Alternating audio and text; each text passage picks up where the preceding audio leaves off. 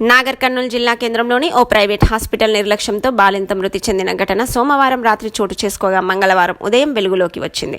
బాధితులు తెలిపిన వివరాల ప్రకారం పట్టణంలోని హౌసింగ్ బోర్డులో నివాసం ఉంటున్న సాయిశ్వర్ తన కూతురు కావ్య గర్భం దాల్చడంతో తన తల్లిగారిల్లు అయిన నాగర్ కర్నూలులో ఉంటుంది. సోమవారం తెల్లవారుజామున 4 గంటల సమయంలో పురిటి నొప్పులు ఎక్కువ కావడంతో పట్టణంలోని ప్రియాంక హాస్పిటల్ కు తీసుకెళ్లారు. అక్కడ డాక్టర్లు సర్జరీ చేయగా పన్నంటి మగబిడ్డకు జన్మనిచ్చిందని చెప్పారు. ఆ ఆనంద క్షణాలను బంధువులతో పంచుకునే లోపే సాయంత్రం కావ్యకు సీరియస్ గా ఉందని హైదరాబాద్ లోని ప్రైవేట్ ఆసుపత్రికి తీసుకెళ్లాలని సూచించారు. వెంటనే అంబులెన్స్ లో హైదరాబాద్ లోని ప్రైవేట్ హాస్పిటల్ కి తీసుకెళ్లారు.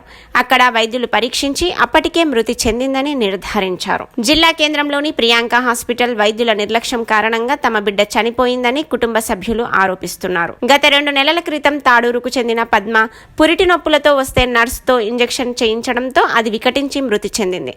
దీంతో జిల్లా వైద్య శాఖ అధికారులు ఆసుపత్రిని సీజ్ చేసి జరిమానా విధించారు. నెల క్రితం తెరుచుకున్న ఆసుపత్రి మరో మృతికి కారణమవడం శోచనీయం. ఫైన్ వేసి సీజ్ చేసినా కూడా ఆసుపత్రి తీరు మారడం లేదని పట్టణ ప్రజలు చర్చించుకుంటున్నారు.